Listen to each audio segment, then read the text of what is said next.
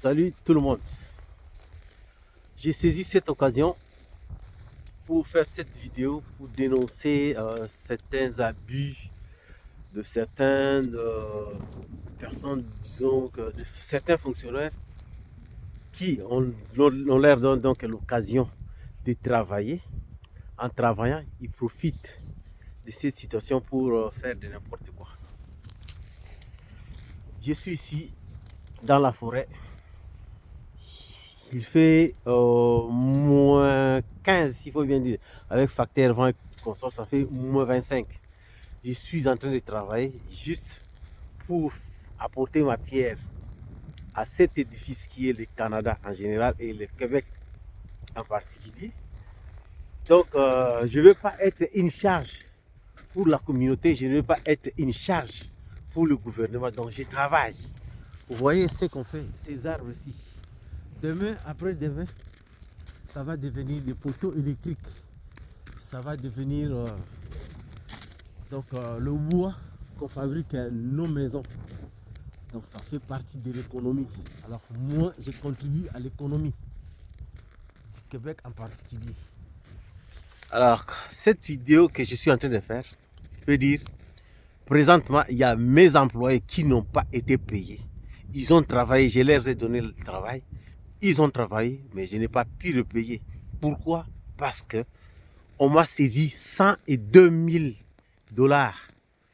J'ai une dette envers le gouvernement. Je n'en disconviens pas. J'ai pris les ententes pour pouvoir payer.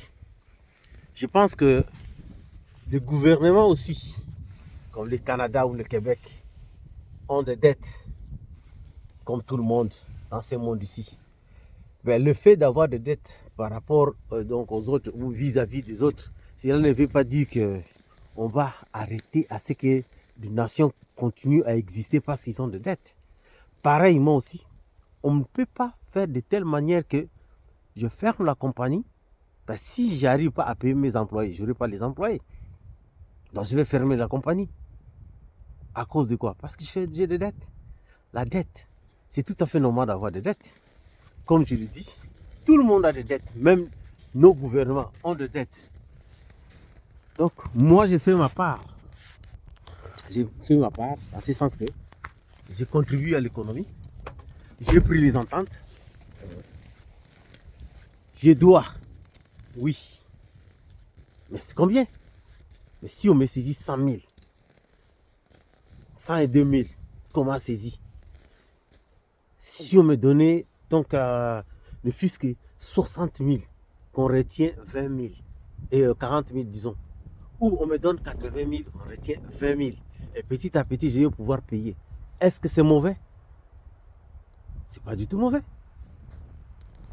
Pourquoi me saisir l'argent comme ça pour que je ne sois pas à mesure de fonctionner, que je ne sois pas à mesure de payer mes employés? Mes employés ont des problèmes, ils m'appellent, ils doivent payer leur loyer. Ce sont des pères de famille. Ils ont des enfants à nourrir. Et surtout, c'est l'hiver. Il y a de ceux-là qui ont déjà fini de travailler. Mais ils n'arrivent pas à vivre. Pourquoi? Parce que je leur dois. Ce n'est pas la mauvaise foi de ne pas le payer. Ils savent que moi, j'ai toujours payé. J'ai toujours payé mes employés.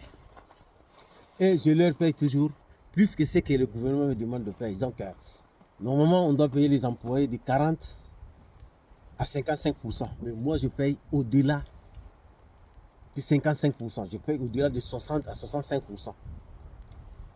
Comme je le dis, et comme cela est bien mentionné, compagnie par excellence, tout le monde y gagne. Il suffit de faire sa part. Tout le monde qui travaille chez moi doit avoir son salaire. Mais je me demande, pourquoi cette cruauté? Pourquoi cette cruauté? J'ai fait une vidéo quand j'étais vers le kilomètre 50 à la TUC. Il y a l'argent qu'on devait donner normalement aux entrepreneurs, donc ressortissants d'outre-mer. J'ai fait la demande.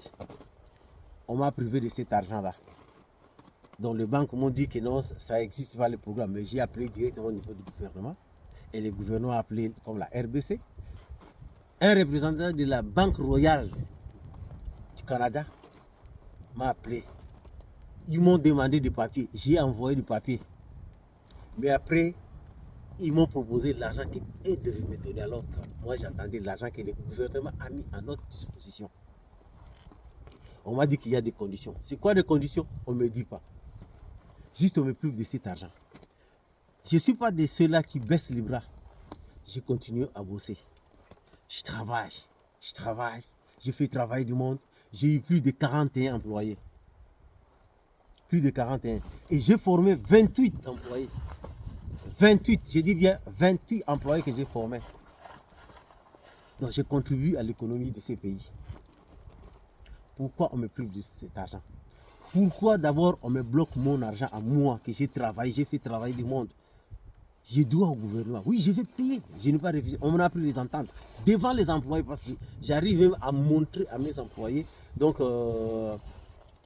mon compte. Ça ne se fait pas. Les contrats même, je montre aux employés. Ça ne se fait pas, mais je le fais. Ça, c'est pour démontrer un niveau de transparence, un niveau de confiance que les employés ont vis-à-vis de moi et que moi aussi, j'ai vis-à-vis des employés.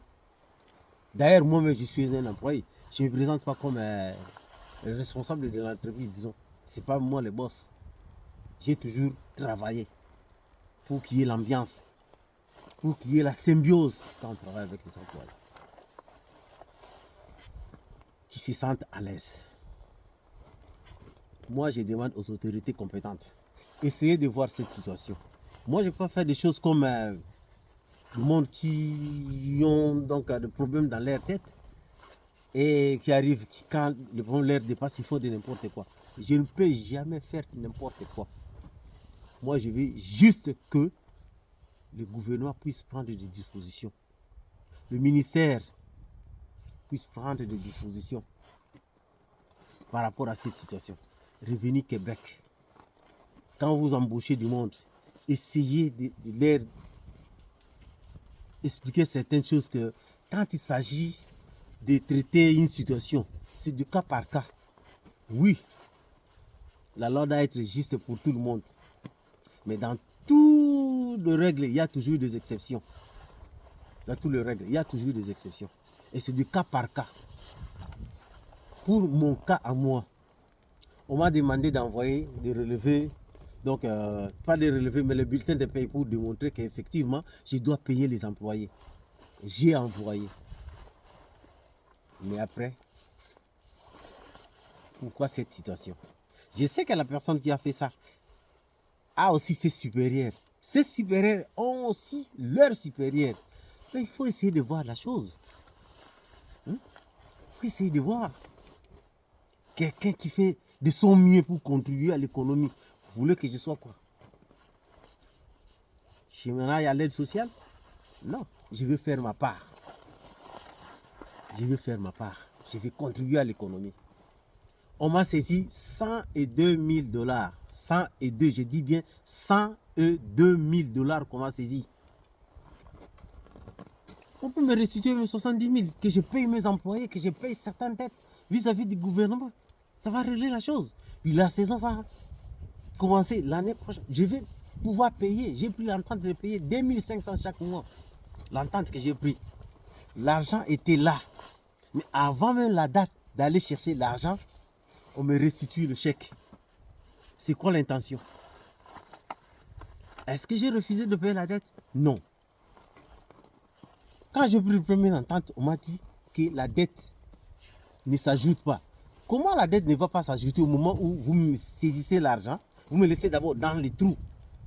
Et vous dites que la dette n'augmente pas. Ce n'est pas possible.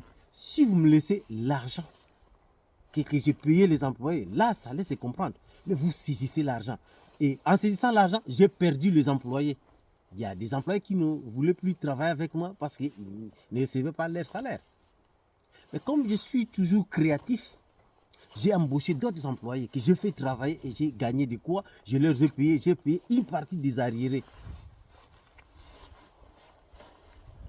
Ben, je ne sais pas. En tout cas, faites quelque chose. Il faut voir cette situation.